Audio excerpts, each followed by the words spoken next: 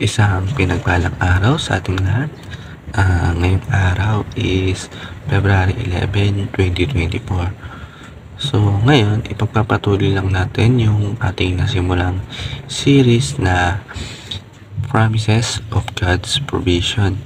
Yung pangako ng ating Panginoon sa provision niya sa atin, or tutuparin niya yung mga pangako niya sa atin in terms of mga financially, yung mga needs natin, sa lahat ng mga kinakailangan natin. Yan yung pangako ng Panginoon. Pero kailangan marunong tayong sumunod sa Kanya. Alam natin kung ano yung mga gagawing tama. Tumutupad tayo. Kilala natin siya ng lubos. Sambay natin siya. At tayo niya pagpapalain at ibibigay sa atin yung provision niya. So, ngayong araw, ang Bible verse na ating tatalakayin ay 2 Corinthians chapter 9 verse 8. So, ano nga ba yung sabi dito? In English, and God is able to make all grace abound to you, so that having all sufficiency in all things at all times, you may abound in every good work. So, sa Tagalog, at magagawa ng Diyos na ibigay sa inyo ang higit pa sa inyong mga pangailangan para sa lahat ng panahon, at maging sapat kayo sa lahat ng bagay at lagi niyong matutulungan ang iba. So, yung mga ina-expect natin na makakamit natin or ibibigay sa atin ng Diyos, pero kaya pa pala ng Diyos yun na sobrahan, na kailangan lang natin magtiwala sa Kanya at ibibigay ng Panginoon yung mga hindi natin inaakala na ibigay niya sa atin. So, tayo ngayon ay dumako sa ating unang kaaralan. Ang una sa ating teaching is God's grace is overflowing. Nag-uumapaw yung biyaya ng Diyos. Talagang mag-uumapaw yung biyaya ng Diyos kung talaga tayo nasa Kanya.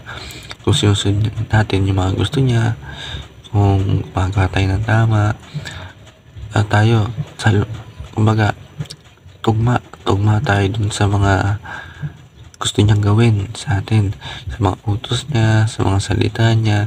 Nagbabasa tayo, inaaral natin, kinikilala natin kung sino siya. Yung pagpala na makuha natin, so umapaw. Sa pangalawa, God's provision is sufficient.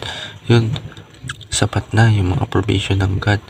Kumbaga, kailangan lang natin makontento. Hindi in terms na makontento lang tayo sa meron tayo, pero kailangan alam natin kung ano yung limit natin, na huwag tayo umasa sa Panginoon na huwag natin sisihin ng Panginoon kung hindi natin makuha yun.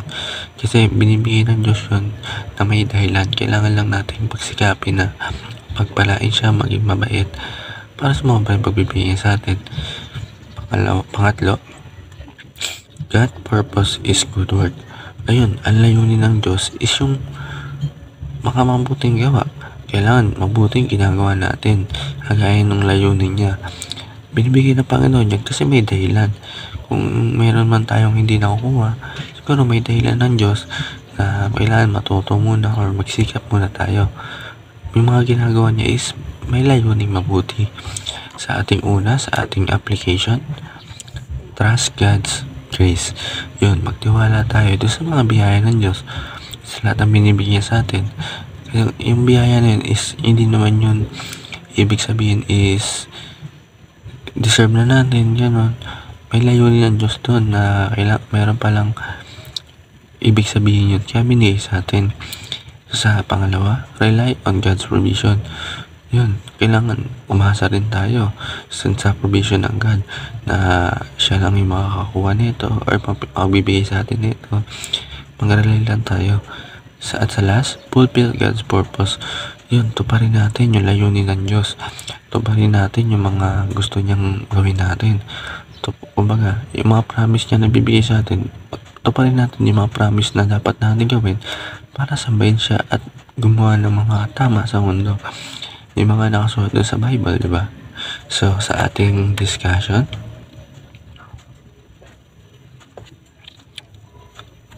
Why is it important to become blessing when we receive blessing from God? So, ayun, para sa ating kasagutan, please comment sa ating comment section para makapag-share tayo ng mga sa kasagutan natin, especially Word of God. Sa ating prayer, Lord God, all good things come from you. Thanks you for blessing me with so many beautiful things beyond what I can count. I pray that you will enable me to consistently bless others just as I am consistently being blessed. Please teach me to continue to trust in your grace and provision. Let me fulfill the purpose of your blessing. In Jesus' name, Amen. So, ayun. Natapos na tayo sa ating talakayan. And okay, may natutunan tayo and maraming salamat po sa ating panonood and God bless to all.